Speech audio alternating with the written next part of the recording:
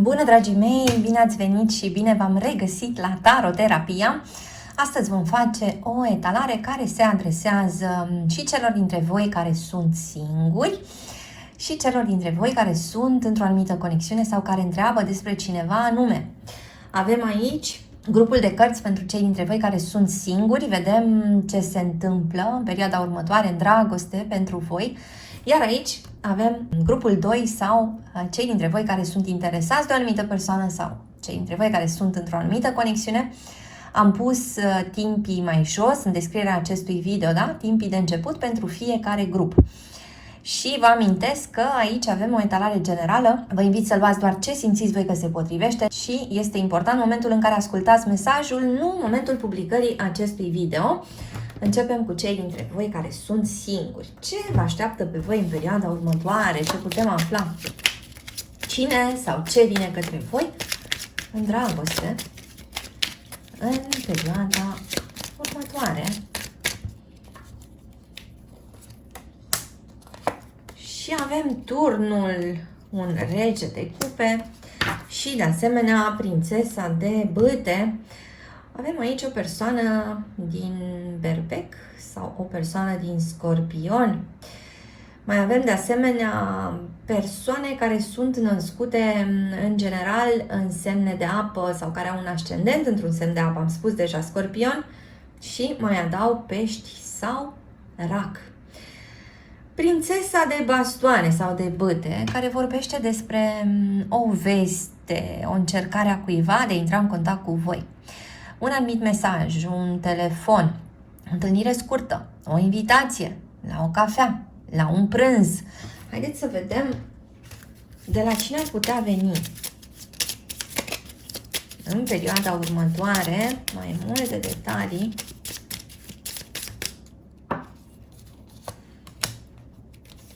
De la o persoană care are părul blond sau șaten deschis sau o persoană cu părul ușor roșcat. Avem aici niște vești bune, persoane născute pe 4, 14 ori 24 sau anumite persoane născute în aprilie. Cifra 4, cifra împăratului, un pahar de vin, cineva care vă invită la un pahar de vin, vă invită să ieșiți, găsește un motiv, un pretext, lansează o invitație fără prea multe implicații aparent, dar, haideți să vedem mai departe, dar intră în scenă dragostea și numărul 31, persoane născute pe 31, 21 sau 11 ori data de 1, dar de asemenea avem din nou cifra 4. Atenție, aici este un personaj important, figura acestui împărat, da? Arcana numărul 4, care se apropie de voi și ceva ce poate să se dezvolte în mai mult. Atracție, da? O persoană care vă place, o persoană care are multe calități. Mai avem de asemenea aici o persoană cu suficiente resurse financiare, da? O persoană care caută siguranță și o persoană care se îmbracă destul de bine, o persoană care îi plac experiențele de calitate, o persoană care cheltuie suficient de mult ca să trăiască niște experiențe frumoase la un anumit nivel. Deci o persoană generoasă, o persoană care nu se dă înapoi atunci când trebuie să dăruiască, atunci când trebuie să creeze un moment de surpriză. Simt că vorbim aici despre o persoană de înălțime medie spre înaltă și explorăm pentru a afla niște detalii suplimentare.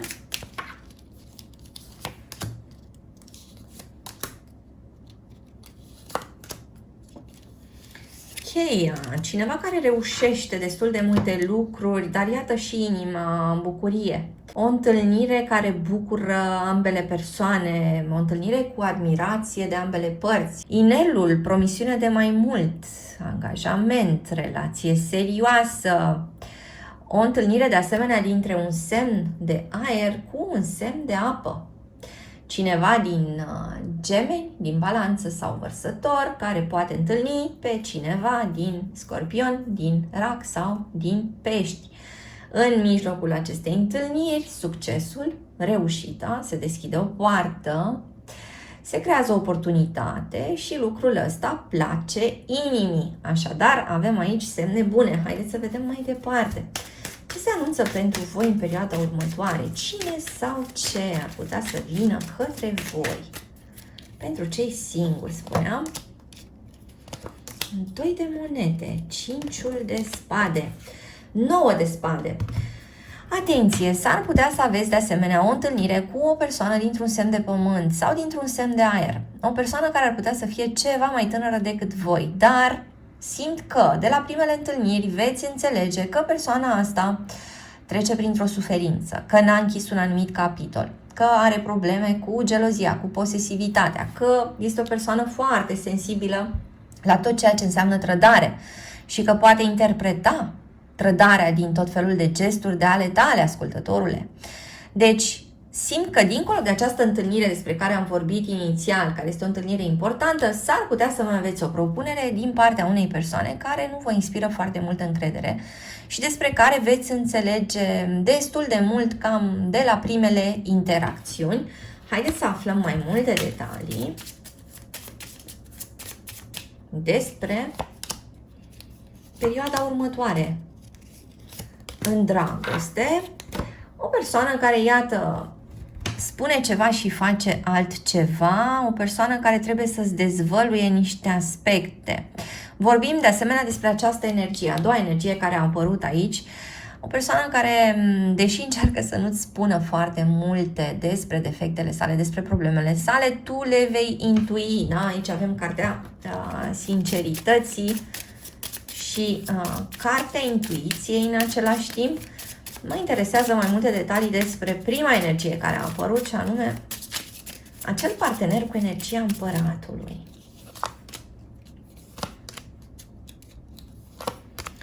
Partener cu energia împăratului care caută dragoste, care caută așezare în cuplu, care caută o poveste solidă și la care poate să lucreze împreună cu tine, ascultătorule. În același timp, persoana asta are destul de mulți dușmani, rivali, este o persoană foarte invidiată, este o persoană care reușește și care stârnește tot felul de strâmbături din nas, dat ochii peste cap. Oamenilor nu le prea convine succesul acestei persoane și este o persoană care s-ar putea să-ți povestească despre tot felul de întâmplări, despre tot felul de peripeții. Este o persoană care a călătorit mult sau a locuit în mai multe țări. A adunat acolo în tolba sa foarte multe povești, din foarte, foarte multe domenii. Ce mai simt este că această persoană s-ar putea să fie avut la un moment dat ceva probleme cu spatele sau cumva în zona umerilor. Este o persoană destul de tranșantă, este o persoană care vorbește scurt și la obiect, este o persoană care nu se pierde în cine știe ce filozofie sau poveste. Și spuneam, energia împăratului, da? Care s-a simțit de la început, aduce în prim plan pe cineva foarte hotărât, pe cineva care rezolvă, care reușește, pe cineva care are rezultate concrete, pe cineva care are o energie extraordinar de puternică și dacă vorbim despre un bărbat, energia masculină e foarte pronunțată în acest bărbat, da? Un maxilar ferm, o statură impozantă sau un fel de a privi. Dacă vorbim despre o femeie, domnilor, aici vorbim despre o femeie care știe ce vrea de la viață și o femeie care reușește să-și gestioneze foarte bine casa, serviciul, finanțele, da? Familia, prietenii, ieșirile, timpul său liber. Este o femeie echilibrată și o femeie foarte pragmatică, foarte, foarte rațională. Haideți să mai aflăm ceva detalii suplimentare, cine sau ce vine către tine în perioada următoare. Iată, regele de monede, care este un indicator foarte bun atunci când vorbim despre a căuta un partener de nădejde, da? Regele de monede are foarte multe calități similare cu ale împăratului. Cu acest 8 de cupe vorbim despre o persoană care s-a despărțit de cineva cu părul mai degrabă ondulat. O persoană care a ieșit dintr-o relație de lungă durată. Dar și o persoană care a renunțat de bunăvoie la anumite bunuri, da? Le-a lăsat fostului partener sau fostei partenere. O persoană care nu a stat să se certe pe bani, pe proprietăți și a vrut să încheie lucrurile destul de repede. O persoană care, apropo de acest 10 de cupe, te poate face să te simți foarte bine, da? O persoană care te poate acompania și o persoană care te poate face și să zâmbești, dar atenție, să te simți foarte mult în siguranță. Pentru că o parte dintre voi au această teamă de abandon foarte pronunțată. Această întâlnire vine cumva să te ajute pe tine, ascultătorule, să te poziționezi într-un spațiu al securității, al siguranței, da? Să te simți protejat, protejată.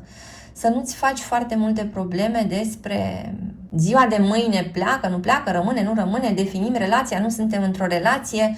Este o persoană care va vorbi destul de clar și destul de repede, va spune ceea ce vrea, ceea ce caută, da? Și este o persoană care se așteaptă ca tu, la rândul tău, să nu manifesti prea multă confuzie și se așteaptă să-i spui adevărul, da? Se așteaptă să te dezvălui, așa cam de la primele întâlniri, să-i prezinți evenimentele importante, să-i prezinți dorințele tale, să-i prezinți gândurile tale, planurile tale.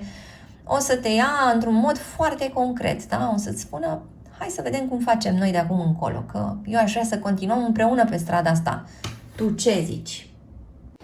Drag ascultătorule, îți mulțumesc că ai fost cu mine astăzi. Sunt aici cu cei dintre voi care întreabă despre cineva anume, da? Dacă vă gândiți la cineva anume sau dacă sunteți într-o anumită conexiune, asta este citirea pentru voi. Explorăm împreună ce se va întâmpla în perioada următoare între tine și persoana care te interesează. Și avem așa, Hierofantul sau Papa, Nebunul și mai avem de asemenea un as de monede. Clarificare 10 de monede, o carte importantă și de asemenea Spânzuratul. Haideți să vedem și alte cărți îndrăgostiții. 3-ul de cupe și 5-ul de bastoane. Avem o energie foarte interesantă aici. Ca de obicei, pe parcursul acestei citiri voi da detalii despre semne zodiacale, date de naștere, ceva inițiale care apar, rămâi până la capăt și ia de aici, te rog, doar ceea ce rezonează cu tine. Așadar, în primul rând avem suficiente arcane majore. Vorbim despre o conexiune foarte puternică, pentru că avem energia îndrăgostiților. Energia îndrăgostiților care nu vă poate lăsa indiferenți, nici pe unul, nici pe celălalt. Este o relație în care ați investit foarte mult fiecare dintre voi. Avem această persoană în energia Hierofantului. Vorbim aici despre cineva născut în Taur, mai vorbim despre cineva născut în Vărsător sau în Gemeni, sau avem aici interacțiuni dintre semne de aer și semne de foc, sau interacțiuni între două persoane aflate în semne de foc, sau fiecare dintre aceste persoane ar fi într-un semn de aer. Avem această energie a Spânzuratului, care vorbește despre ceva ce e pus undeva la răcoare sau departe de ochii voștri. Ceva ce este într-un soi de pauză, o tăcere care s-a instalat între tine și persoana asta, sau poate pur și simplu nu mai vorbiți despre lucruri relevante, poate că țineți subiectele fierbinți departe în loc să le aduceți în discuție, da? De ca și cum se creează așa între voi câteodată un soi de liniște stânjenitoare. Fiecare dintre voi știți că e nevoie să se ajungă acolo, pe acea temă, pe acel subiect, în acel subiect. Și totuși probabil că acel subiect pe care îl evitați deocamdată s-ar putea să vă facă rău dacă este pus pe masă, dacă este discutat. Și mă întreb până acum cum rezonează cu voi. Despre ce să fie vorba? Ce țineți departe unul de celălalt? Ce nu poate fi încă pus pe masă, discutat, negociat, pentru că mai aveți de făcut niște pregătiri, mai trebuie să lăsați lucrurile la cuptor? Ce anume este în curs de pregătire? Ce este în gestație între voi? Ce aștepți tu, ascultătorule, și ce așteaptă această persoană? Că fiecare dintre voi pare să aștepte ceva de la celălalt. De asemenea, această persoană s-ar putea să aibă parte de o schimbare de perspectivă și s-ar putea ca acest hierofant prezent aici să vorbească despre cineva care se pune serios pe treabă și începe să formalizeze lucrurile între voi sau cel puțin să vorbească despre a formaliza. Interesant că avem și energia nebunului, adică persoana asta care oscilează între a fi prezentă în relație, a dărui mai mult, a se defini în relație cu tine și a trăi conform cu acest lucru și a mai sta un pic în afară, aș mai îngădui niște grade de libertate, a nu se implica cu totul. O persoană care are un interes de asemenea financiar, material, economic în perioada asta, da? Are focusul foarte mult pe ceva foarte concret. Trebuie să rezolve ceva, trebuie să vândă ceva, trebuie să încaseze ceva, trebuie să proiecteze ceva. E ceva important ce se întâmplă. Și spuneam aici, clarificarea ar fi acest 10 de monede. În anumite cazuri, aici veți avea parte de suport, de ajutor. Veți avea niște persoane care intră cumva în scenă și susțin povestea voastră sau dezvoltarea acestei povești mai departe.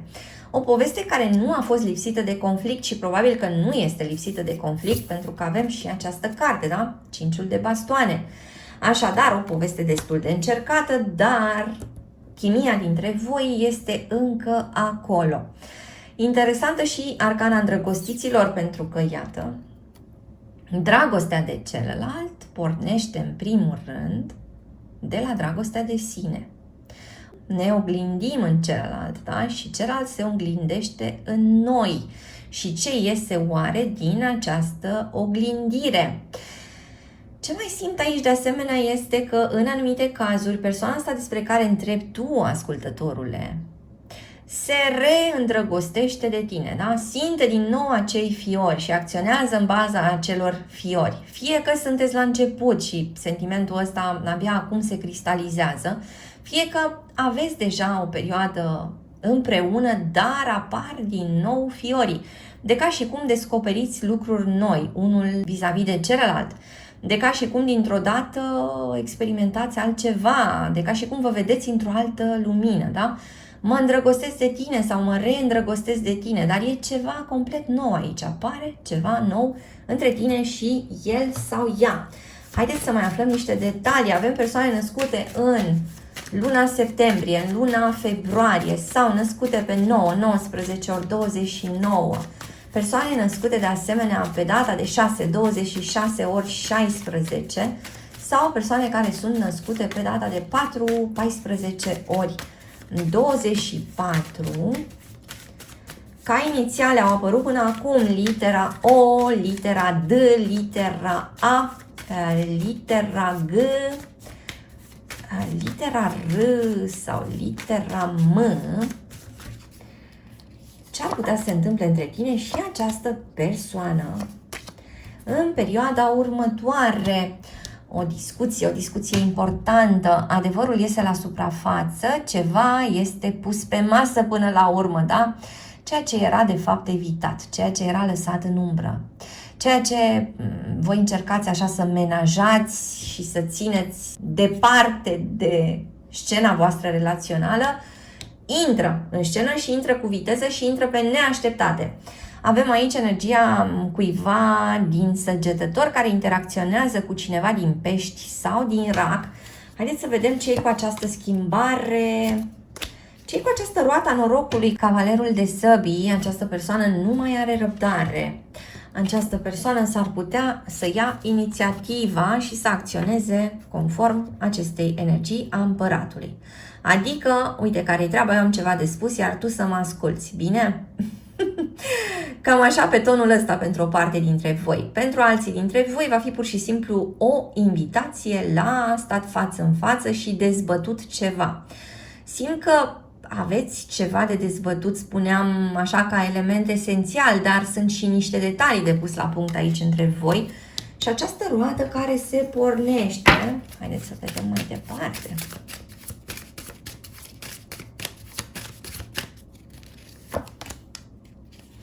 Regele de cupe, regele de monede și acest valet de săbii, nelipsit din ultimele etalări, iată și aici. O parte dintre voi veți avea de ales între o persoană dintr-un semn de apă și o persoană dintr-un semn de pământ. Sau o persoană care are ascendentul într-un semn de apă și o altă persoană care are un ascendent într-un semn de pământ. E foarte interesant că e ca și cum două persoane se luptă pentru atenția voastră. Două persoane vă urmăresc. Două persoane sunt foarte curioase în legătură cu voi.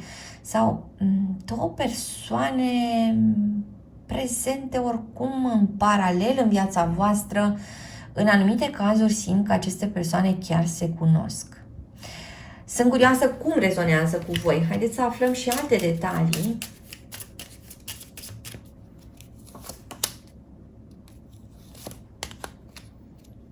O persoană care tranzacționează la bursă sau o persoană care în general își investește banii în mai multe locuri.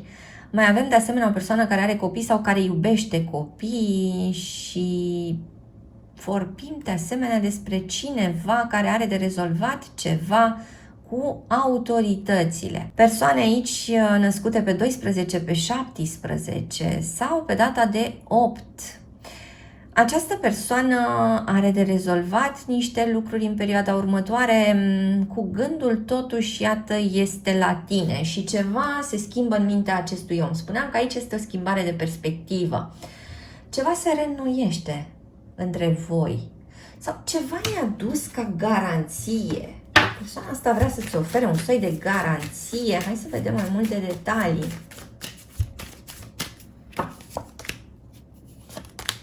9 de săbii, 7 de săbii și regina de monede.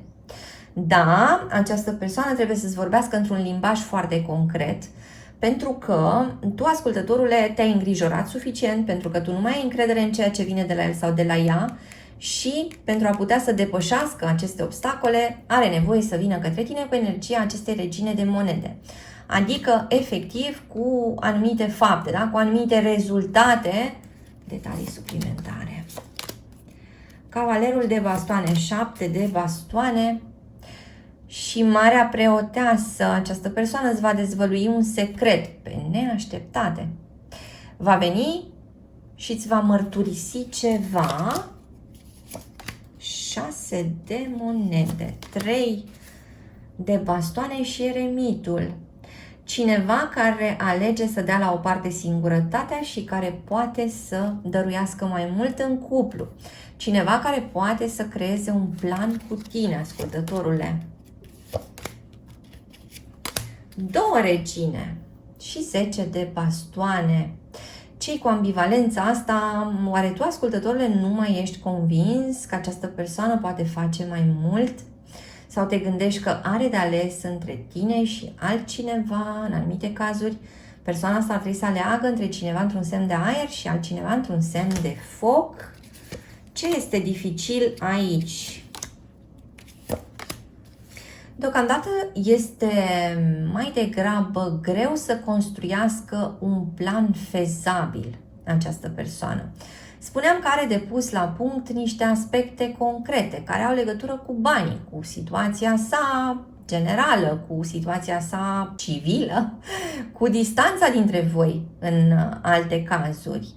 Sunt niște aspecte aici care vor fi lămurite în următoarea perioadă și planul ăsta trebuie să capete ceva mai concret.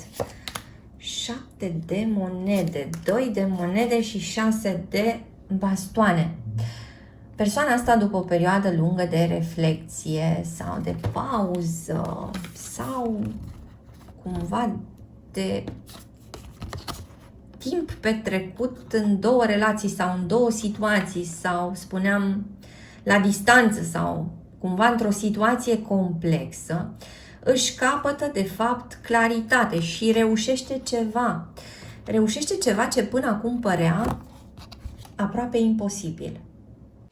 Drag ascultătorule, îți mulțumesc că ai fost cu mine astăzi.